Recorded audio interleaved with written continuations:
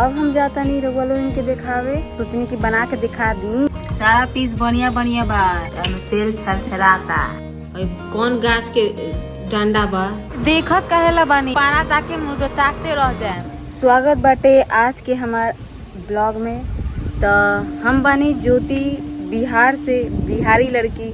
तो आज हम जा रहा बानी रउआ लोग इनके एक इंटरेस्टिंग ब्लॉग दिखावे। मतलब कहे के मतलब है कि पिछला वाला ब्लॉग देख ले हो के तो वो हिंदी में रहे, भोजपुरी वाला ना रहे, हिंदी में ही रहे, और मतलब मीट वाला। अब हम जाता नहीं रउआ लोग इनके दिखावे। तो अभी 10 दिन के जामल बर्तन रखल रहे, इतना दिन से ना बनत रहे तो पूरा करियकी बैठ गइल बा। तो अब बर्तन धुआता, मतलब धुलाता सर्फ से। सर्फो खत्म हो गइल बा, कहले रहनी कि खरीद के लिए अइसन, लेकिन ना कोनो लैलक। चली अब सर्फ भी निकालल गइल बा, जबरदस्ती निकालल जाता, और उस सर्फ से ही सब कुछ साफ होई। ओकरा बाद मटन धुलाई, ओकरा बाद बना के देखावल जाई रउआ लोग इनके। तो चली बर्तन अभी साफ हो रहल बा। चले हेने के नजारा देखी, कितना सुंदर आ रहल बाटे फोटो वीडियो।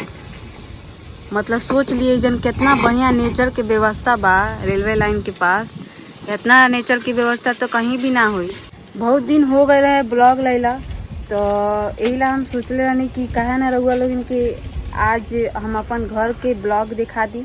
मतलब आज मटन आई रहे तो सोचनी कि बना के दिखा दी कि केंगा बनेला। माने हमरा सब कुछ आवेला, ठीक बा। हम बस बनावे नहीं ना, हम बस बतावे नहीं कि हाँ हेंगा करे के बा, हेंगा करे के बा। हाँ, तो सिर्फ हम बतावे नहीं, और ओकरा बाद जब बन जाला तो हम पट लीना खा ले मनी। वैसे तो हम ज़्यादा ना खाएनी, काहे कि हमरा उतना अच्छा ना लगेला, लेकिन फिर भी थोड़ा टेस्ट कर लेवे नहीं। नीमा मछरा के खेल रउआ लोग इनके घरे भी बा का हमरे लेखन। देखी बर्तन में नीमा रहे, अभी छुआ गए तो ये मछरा में रखा गए बा।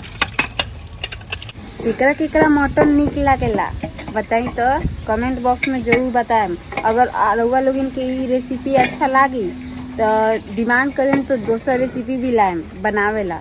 मतलब हमरा बहुत कुछ आवेला बनावे, बस हम बना के देखावे नहीं ना। देखिए अभी बज रहल बाटे 4:33, और अभी हमनी जाता नहीं सन बनावे। देखी धुआ रहल बाटे मटन, सारा पीस बढ़िया बढ़िया बा। रउआ लोगन के लेवे के बाद आ जाई, एमे कोनो मनाही नहीं खे। कितना बार धोए नहीं रउआ लोगिन मटन के बताएम तो तनी।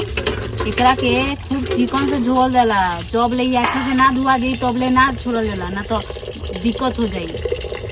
कौन पीस रउआ लोग इनके पसंद बा चुन ली पहला ही, ना तो बाद में हमें गप लेना खा लेम तो ना मिली। अब एक गरम होए तब के इंतजार करें। जब ये अपन अंतिम संस्कार ले ली तब तो हमनी डालेम सनी में। की रखा है? गरम मसाला रखा गइल बा। अब ये छुरछुरी फेंक दी, ओकरा बाद हमनी देरम सन प्याज रखाई। प्याज रखा गइल बा भुनाता। अभी तक कैसन लाग रहा बाटे हमर मटन देख के, मुंह में तो पानी आइए गइल होई। हमरा पता बा बहुत अच्छा तरीका से कि जे खाए वाला आदमी बा ओकरा मुंह में तो पानी आइए गइल होई का। बस आ जाई रउआ लोग ना, बैठ के खा ली, एक बार चीख के बताई कैसन लगा था।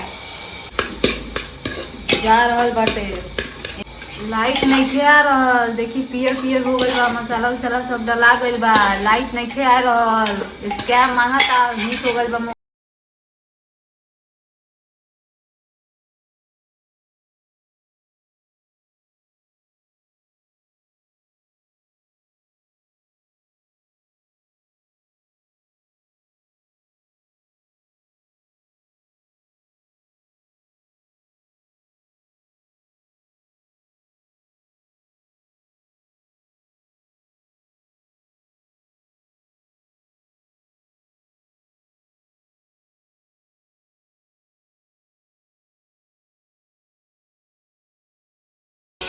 चीख के बताओ तो कैसा लगता। अभी सीजन नहीं खे,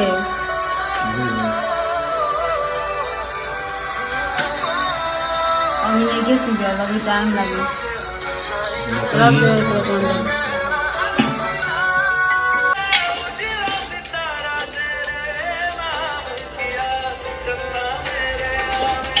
सीजो तो तने टाइम नहीं लगेला।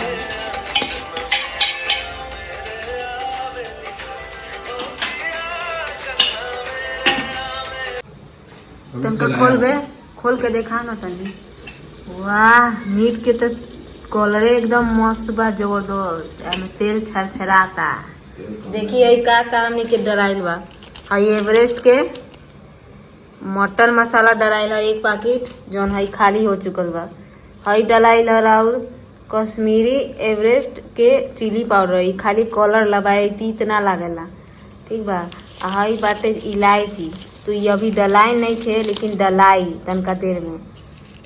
ई बाटे एवरेस्ट के गरम मसाला, तो यो नहीं खे डलाइल। आ एमे से ई धनिया पाउडर है, जेमे से डला चुकल बा।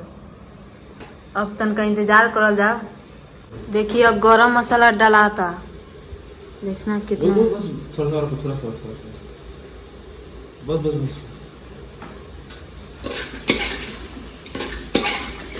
एमे ये न दिक्कत बा कि में सीजे में टाइम लगेला।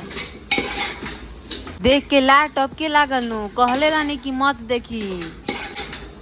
महका तानी कैसा लगाता बताई तो तनी, कैसा लगाता चीख के बताओ तो। ए बताओ तो हम कैसन बनैले बानी। चल हम बने नहीं आते ना, सारा कुछ हम बताई, खाली ते बनैले है। ला बड़ा कहीं के अभी ना थटकाए के जरूरत नहीं के, अभी खाना बनता। इलायची कुचागल बा, एगो कुचागल बा जगह माथा कुचाला नु, वो पूरा अच्छा से कुचागल बा। चली अब चलो दाव में डाले। इलायची रखा गल पूरा, में एक ठो नहीं थे। कैसा लगता इलायची रखला, इलायची कुछ चीज में रखा ला तो ओकर स्वाद बढ़ जाला, चाहे वो कुछ हो को।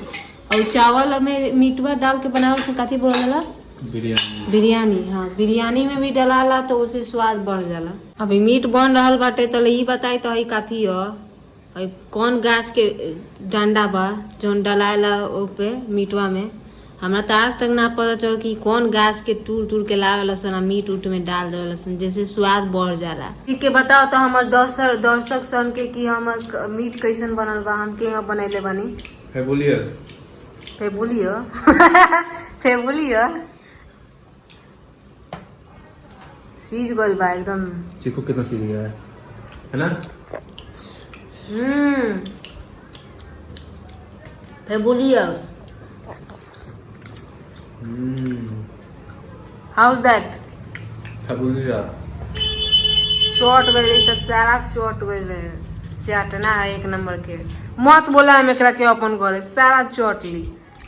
अनपढ़ मत समझे, हमरा पता बा ओकर प्रोनाउंसिएशन का होला, फैबुलस। यही ला हमने बस यही बोलनी से फेबुलियस, मजाक करनी है सन। चावल रखा गल बा, चावल बनता, अब तनका देर में बन जाई तो हमनी लोग खा लेम। मीट बन गल बाटे, चावल परोस गल वाले और मीट निकलाता। पहले खूब चला दे। देखत कहेला बानी, प्लेट लेके पहुँचे कि हमने पूरा खा ली सन। भोज में पारा ताके मुँह तो ताकते रह जाए। पहले चीख के बताओ तो कैसा लगता है। निक लागता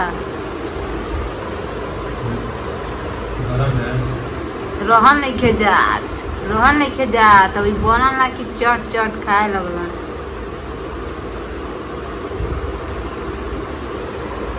बताई रउआ लोगिन ला ही हम थोड़ा देर बैठल रहनी है कि रउआ लोगिन अपन प्लेट लेके आए तो हम निकाल के दे देम, लेकिन ना आई नहीं। अब देखिए अब बर्बाद होगा नू, अब फेंके के पड़ल आधा, अब कितना खाए जाई। इंसाने न बानी, जानवर तो है ना।